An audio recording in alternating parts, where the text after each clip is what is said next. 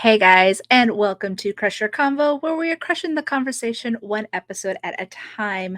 I am super excited because I have a special interview with Aaron Waltke from Star Trek Prodigy. I was very excited, as everyone else was, with season two because we got Wesley Crusher and we got Beverly Crusher and the reunion we've been wanting to see. So I was very honored that he was able to take his time and be able to have this interview with me. So here it is, guys. Enjoy. Welcome, Aaron, and thank you for joining me today. Here at Crusher Convo, we love to crush the conversation one episode at a time, and you guys definitely crushed it with season two in more ways than one. Well, on behalf of the whole team, thank you. That means a lot. Especially there are elements of this season that I think we were gearing towards fans of the Crusher family. So I'm glad that We we meet appreciate your, that. Thank your you. seal of approval. Yes. Now, you have explained about how the process went down for season two when you were on Larry Nemechek's show, and you mentioned that Wesley was the pitch for season two. So, why was it so important for you guys to bring Wesley back and create the story around his character? Well, there's a few sort of elements involved in the decision, because something we've always said in Star Trek Prodigy is like we don't really have just the nature of how much it costs to even build the model and cast someone and stuff. Right. It's not our interest to cast someone lightly. If they're going to be their character is going to be brought into our show, Mhm. we not only wanted to have a profound influence on our main characters, the Prodigy crew, but we also want the story of our season to affect those characters and have it be a Right. meaningful experience for them. So, when it came to, how can we kind of expand, I guess, the purview of our show? Mhm. As people have pointed out, perhaps rightfully so, it is very Voyager heavy because obviously Mhm. when you have Kate Mulgrew, you would take advantage of that, and also Correct. um, Yes. and also when you have the character of Admiral Janeway, it does it makes sense to us that she would rely on people that she knew, and it would be a Mhm. disservice to not go that direction. But for Right. season two, we wanted to capitalize, I think, in part on our own decision very from the beginning is like we don't want this to be a Voyager sequel. We want this to be a sequel to all of Star Trek, Yeah. and that's part of our mandate to introduce new and young audiences to everything that makes Star Trek great. And that includes Mhm. like fun original science fiction concepts, but it also, lightly or sometimes not so lightly means hey, there's 60 years of other TV shows out there, and some of Yes. them are very good, and you should go check those Mhm. out as well. Uh, um, so that was kind of where our thinking. It was like, okay, let's who else can we kind of bring in that would make sense and wouldn't feel shoehorned in. And obviously, a big part of our season was dealing with the complexities and unintended consequences of time travel, Mhm. and especially with the business with Future Solum, and that Mhm. the diviner coming from an alternate timeline and crossing over into ours, we were like, gosh, we Right. really need someone who's an expert in I this sort of wonder. thing. Yeah. And I think one of our writer producers, Jen Murrow, said it first, but it was like 3 seconds ahead of me. We almost at the same time were like Wesley Crusher. You know, Mhm. who better to guide these young people through the Gordian knot of temporal timey wimey nonsense that they found themselves Right. in than the original Prodigy. And it really made sense to us Yeah. because Wesley, in many ways, kind of represented kind of what the next generation was trying to do in terms of reaching young people and showing them grow into their own role, whether it belongs with Starfleet or not. The parallels were Mhm. too uh, obvious to us to not see the potential for a sort of both kind of like a Virgil, who guides Dante through, through Yeah. through the afterlife, but also Right. a mentorship of sorts, and also a ghost of Christmas future in a way of like, Oh, if you ascend to your potential, you could yeah. be somebody like Wesley Crusher.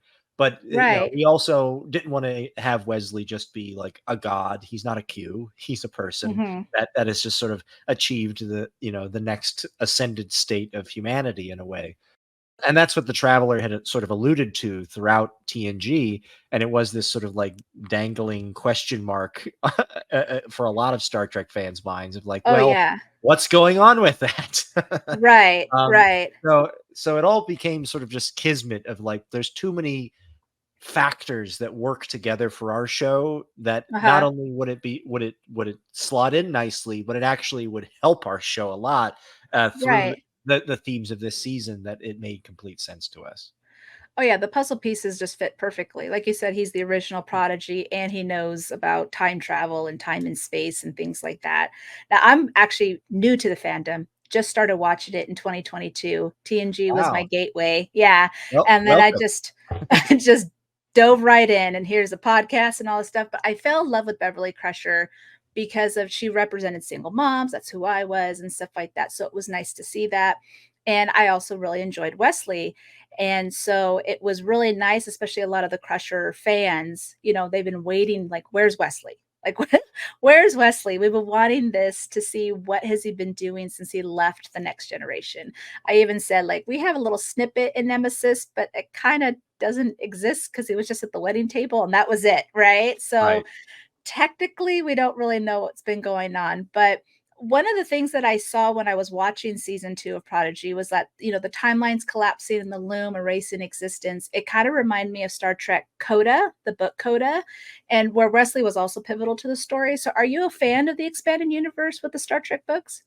So I really like the expanded universe of Star Trek books, Mhm. certainly, and one of the writers of Coda, David Mack, is a friend, and he was a consultant on season 1 of Prodigy as we were kind of getting our footing. Nice. Um, in terms of the Coda books specifically, we didn't have time to read them because we were so ankle deep in trying Oh, to I bet. Yeah. make Prodigy. But I've since even spoken with David. It was just like how interesting that we, both given the same sandbox with the same toys of like Yeah. and the same question mark, we kind of arrived at the same conclusions. Mhm. And in many ways, we were like, in my mind, at least, it confirms we must have gotten it right. If Yeah. it's sort of, Yeah. and it was actually delightful to hear that they had arrived at similar conclusions to us. Yeah. I think that helps too because you guys are such fans of the franchise. So you Yes. kinda understand just how it works a little bit, because 'cause you've been watching these characters for so long. Yeah, Now absolutely. I did get Doctor Who vibes when I was watching with the whole I think even Dal said timey-wimey at one point. I was like, "That's the Yes. Doctor." And Wesley's behavior was very, like, 11th Doctor to me, that, Mhm. Matt Smith just kinda all over the place. Was the franchise an inspiration while you guys were writing this? It was one of many. I think when Yeah. even Will himself has said, in his fan fiction, or sorry, in his head canon, and I think in some of his own fiction that he has written, Mhm. that I think was published in one of the anthologies, that in fact, he did picture Wesley Crusher as kind of becoming a force for good, traversing the multiverse, which Right. again is all drawn directly from canon, like even from the first appearance of the Traveler. I Yeah. think one of the Riker or someone says, "Are you from the future? Are you from another dimension?" And the Traveler just sort of like esoterically says, "Yes, something like that, as you would understand it." Yeah. So Yeah. like clearly they're operating in realms far beyond ours, and Mhm. I was so excited for that next chapter that never quite came. And so Yeah. when we had the opportunity to bring Will back and kind of fulfill that and canonize in many ways, I think even what he had been picturing, um, Mhm. it was certainly a pleasure to do so. And it makes sense that like characters that spend most of their formative years, traversing the Yeah. multiverse with the power of their thoughts, um, Right. and trying to hold infinite timelines in their head at one time, they are going to probably be a little bit scatterbrained here or there. Yes. And as someone who has ADHD, I completely empathize and maybe put a little My bit in daughter there. has ADHD. I was like, "This is a typical Thursday." with my Yeah, daughter. exactly. And there's nothing wrong with that. It's just a different way No. for your brain to be wired. Mhm. Yeah. Um, and there were other elements at play as well. Like, I think there was a moment where, when Wesley first reveals himself, it's like, oh, I didn't realize we hadn't met yet. Yeah. There's a little bit of River Song in that, I suppose, but I think at the time when we put that in, it was actually a reference to T.S. White's Sword in the Stone, which I think was adapted at some point into a Disney film. Mhm. But in the original book, they capitalize on an interesting element of Merlin, from lore, in that Merlin ages backwards. And so when Oh, Merlin, interesting. yeah, so when Merlin first meets our young Arthur, when he's just sort of a boy, Yeah. he said, Arthur's like, "Good to meet you," and then suddenly Merlin is startled, and he's like, "Oh, this is so sad. This is the last time we'll see each other." And so like that sort of backwards Oh, no, I am thinking. giving River Song vibes. Right. Yeah, I Yeah. think River Song borrowed from that, but we were definitely Yeah. thinking, I guess, the inspiration even for that when we kind of wrote some of those elements in. Yeah. And even Wesley did say, he's like, "No one likes spoilers." So I was all, Yeah. I'm Yeah, just getting a lot of it, right? that was River Song. No, there's That no was so, question. we appreciate that too, because there is a lot of fans who love, not only Star Trek, but like Beverly Crusher and stuff like that, but are huge River Song fans. So we were Yeah. having so much fun when we were watching this season. Now, the reunion of Beverly and Wesley was so special for us because we were so sad with season 3 of Picard because Wesley wasn't there. We didn't know what was going on. She's saying she's, lost a son, and we're like, what happened? So that reunion, how special was it for you guys to be able to bring it to life? Um, it was wonderful, and it was kind of kismet in a way, because we were already thinking about, we'd already pitched the season to the network of like, this is Mhm. what we want to do with the season, timey wimey. They have they have Wesley Crusher as their mentor, and when we pitched out the story for Wesley, we said, he's someone who effectively has become sort of untethered from his own life, in a way, in that, Right. he's just like, a captain might be married to the sea. He's become sort of married to the cosmos, and he spends every Mhm. waking moment trying to protect the people from his former life, but in doing Yeah. so, he's kind of forgotten how to live. And so Mhm. we thought, wouldn't it be nice to at least have the events of this season and the characters he interacts with kind of remind him that, like, you don't have to sacrifice everything about yourself and your former life. You can, and who better to sort of embody that than him reconnecting with his family. And so, Mhm. when season 2 of Picard rolled around, they obviously were dealing with the supervisors and that sort of thing. And then as they Mhm. were approaching the end of writing season 2 of Picard, they said, "Hey, we know you're using Wesley. Um, uh, we'd like for them to meet a traveler." And it feels like it would be strange if it was just a random person. Could it be Wesley? And we were like, this seems like a great opportunity, if anything, because your show is going to come out first. It will almost be like a teaser for what's to come. Yeah. So to Akiva Goldsman's great credit, he wrote a version of the monologue, sent it to us. I had a chance to polish it and work in specific references to our show and Nice. align it to how Wesley was in our show. Although that's, in a way, that could almost serve as like a coda of like, okay, he's learning to reconnect. He's bringing people back in. He's not doing it by Yeah. himself. Mhm. And then as Picard season 3 rolled around, obviously Beverly is such a big part of that, and she kind of makes allusions to how she's kind of lost her son to the cosmos. And so we had a number of long uh, conversations with Terry about, like, okay, what is the timeline? What's the story here? And thankfully, Terry was Metalis was completely on board of like, I see the bittersweet beauty of at least having this reunion, even if it's the last Yeah. one for a while. Um, Mhm. and and so we wanted him to see his mother, certainly. And then when Jack came into the picture, we were like, well, we have to have Jack there because, like, Yeah. that, if what's it reminded us of just sort of like, if you have a relative who's like in the military or something, and then comes home and Yeah. gets to meet a young one for the first time. It felt very, Right. very poetic to us. Yeah. From a production standpoint, we didn't have the money to build a Jack model as a toddler. Yeah.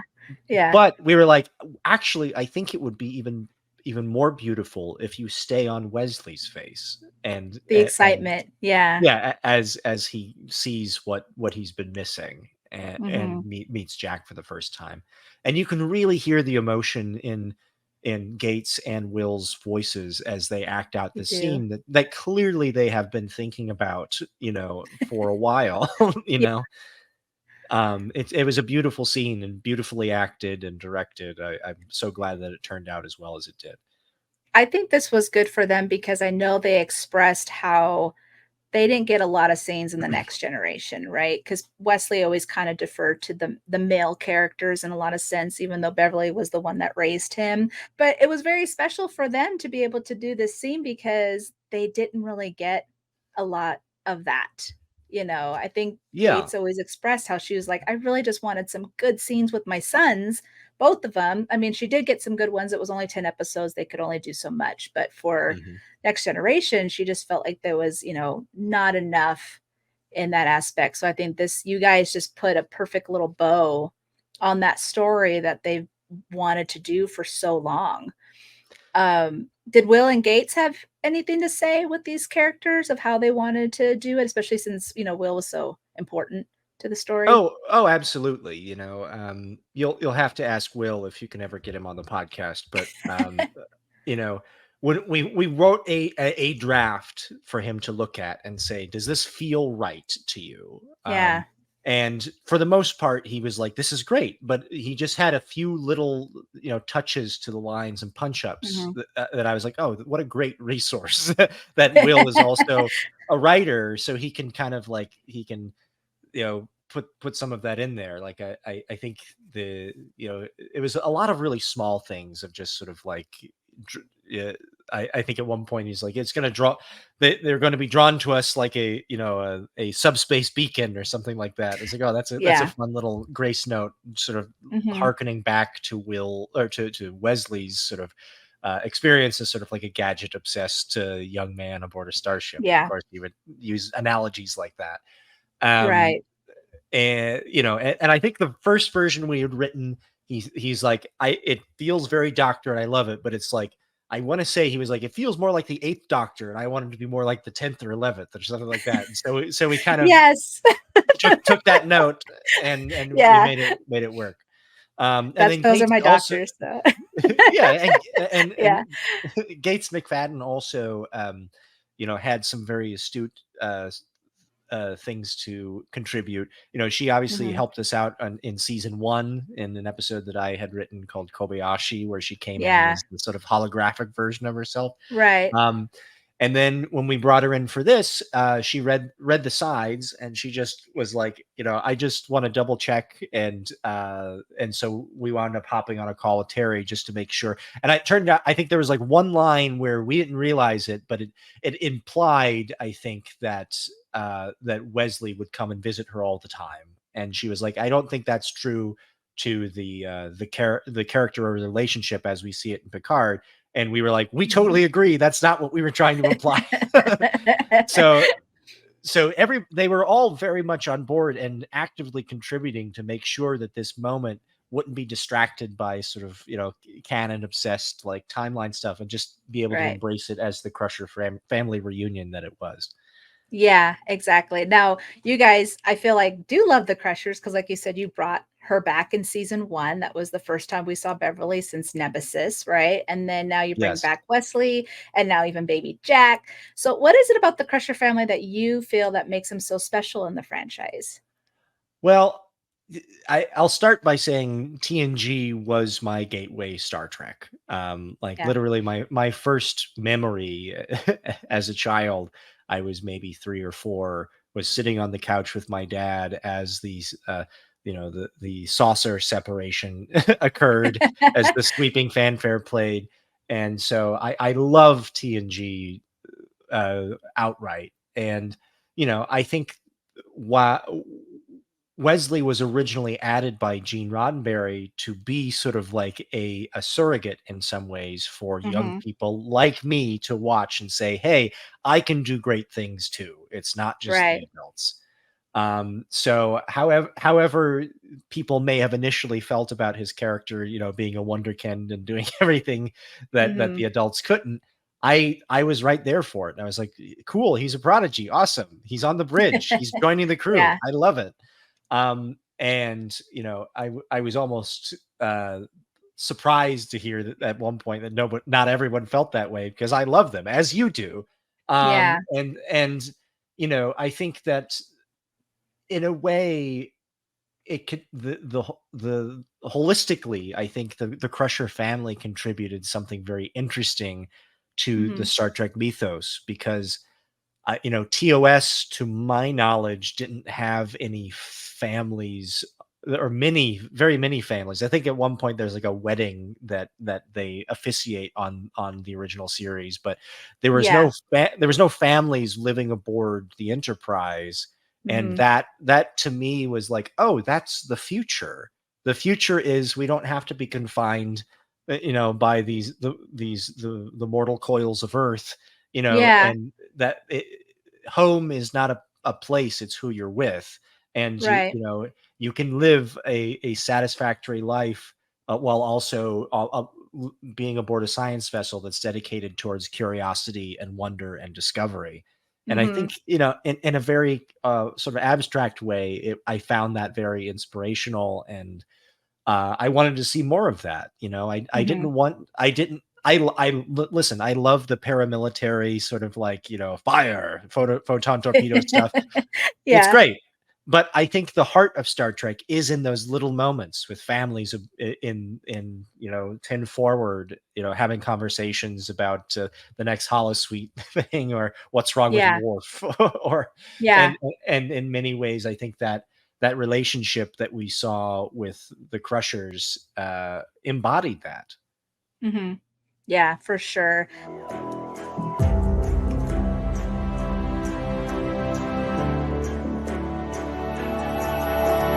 Any for your thoughts? Now, I actually have a couple of fan questions that I wanna get, Sure. before we leave. First one is from Chris, and he's from First Flight Podcast, Hmm. and his question is, "Prodigy fits perfectly into established canon. How does adhering to canon enrich the storytelling process as you crafted both seasons of Prodigy?" That's a great question. I think sometimes canon can be intimidating in Right. that Star Trek, with the exception of Doctor Who, I think is one of the longest running continuity wise science Mhm. fiction franchises that exists, where Yeah. 60 years of television ostensibly Yep. all takes place in one universe, and everything counts and everything happened. Yeah. Um, but to me, that's exciting, because that's just world building, like, and Mhm. I've never had any fear, or problem with playing with the toys I've given, if I'm allowed to bring in other toys as well. And you know, Mhm. and I think that the canon of Star Trek in particular is so ingrained, not only in me and many of the writers, but I think in pop culture. We didn't want to do it a disservice by just completely ignoring it. And Mhm. as I've alluded to before, is a big part of the premise of our show is, starting very small in a very remote place and gradually opening up that world of Star Trek to new Yeah. audiences. And so canon, if anything, is a chance for us to do that and help it all feel as a whole. Yeah.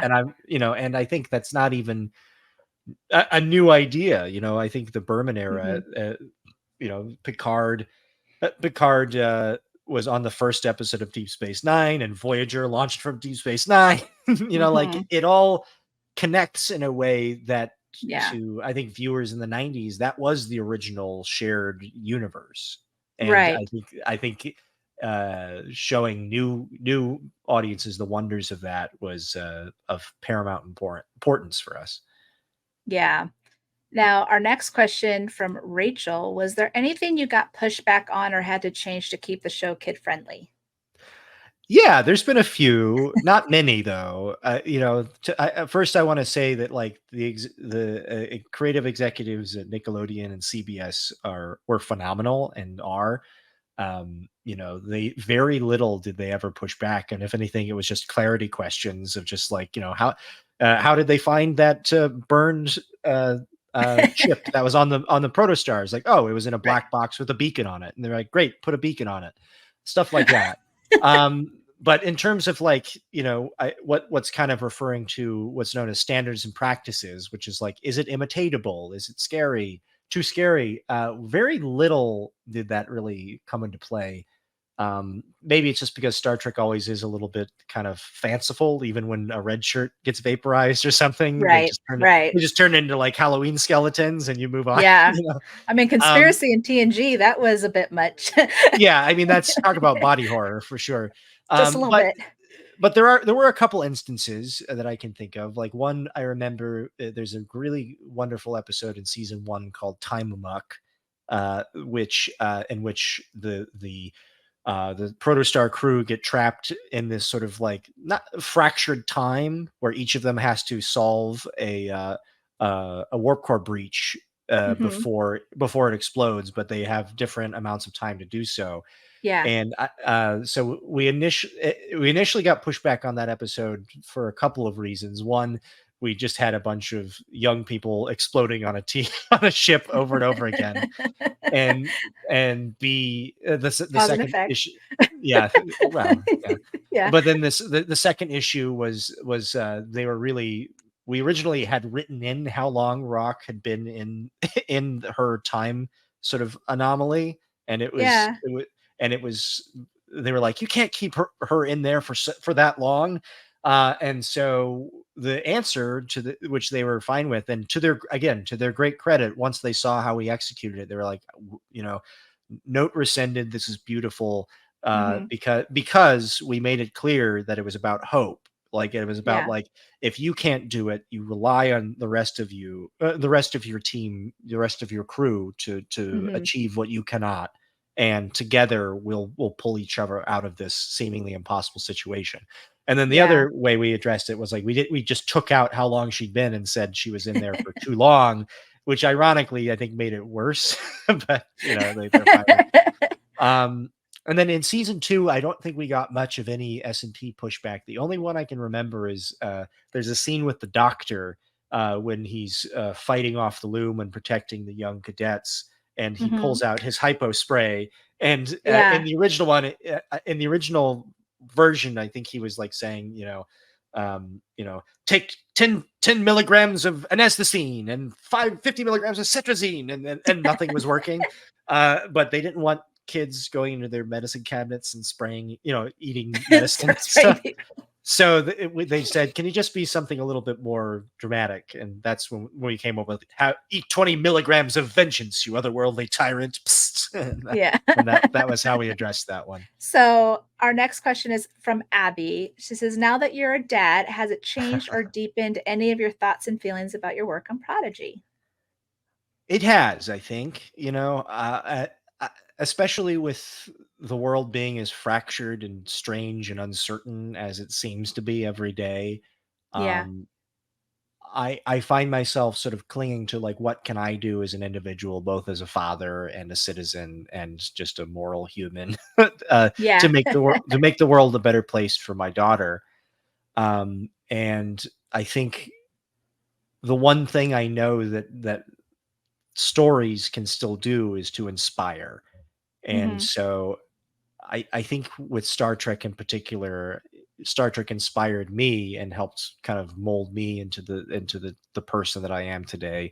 My ethical kind of groundwork and my personal outlook and philosophy on the unknown shouldn't be scary. It should be a challenge and an Mhm. opportunity to grow and learn more about ourselves, and reaching out to cultures different than ourselves, and finding that common ground, and helping others without any assumption of return, I think are Mhm. all very Starfleet ideals. And I think it's something that I would, I'm glad that we put it into this season, and I will probably continue to do so into all of my work, because Yeah. I think sincerity and hope are cool, man. Like, you know, there's enough jaded cynicism in the world. Like, just Right. dream of a better tomorrow and getting there Mhm. with your you're with your fellow humans here on spaceship Earth. Yeah. I mean, I feel like I've learned a lot just from Star Trek these last couple of years and grown into, like, a better person. And it's amazing how you can learn something from like that, but that's why I created the podcast, because I felt like Crusher just had those qualities that Star Trek represents, right? So, it was, it's been interesting for me in my journey just from learning from Star Trek. So yeah, I completely agree with everything that you said. Yeah, I think Star Trek in particular, I think, have a very good track record of showing young people coming into their own and achieving things, even if the road is surprising or not what they expected when they started out. Right. I think Wesley Crusher is a great example of that. But even, Nog or Jake Sisko, Mhm. or so many others, Or even Seven's story, or you Seven's know? story. Yeah, Yeah. she was very young when she became a Borg, and I think Yeah. at least initially thought that was her collective, and Mhm. grew to widen her purview in that. Yeah. And it's my sincere hope that Star Trek Prodigy can become that gateway or gatesway for so many Yeah. other young people to kind of find some reflection of what's possible for themselves. Yeah. No, that's great. Well, Erin, I am so thankful for you to be joining me tonight. I appreciate your time. Hoping for season 3, and not gonna lie, hope for more Beverly, but we'll see. She's in season 1 and 2. I mean, That's gotta true. keep the track We got to going. keep the streak going. Yeah, then never say Exactly. never. You know, if Never we have a say never. if we have a character model and we have somebody who's already been on our show, and everyone who's been on our show, they've been treated very respectfully, and I think they're very happy with how it turned out. So, I'm Yeah. hoping we can just keep adding to our collective, as it were. Yes. No, I can't wait. I've enjoyed Prodigy so much. It's such a great show. So, but again, thank you guys again for all of this. So, Live live long and long. prosper. Yeah.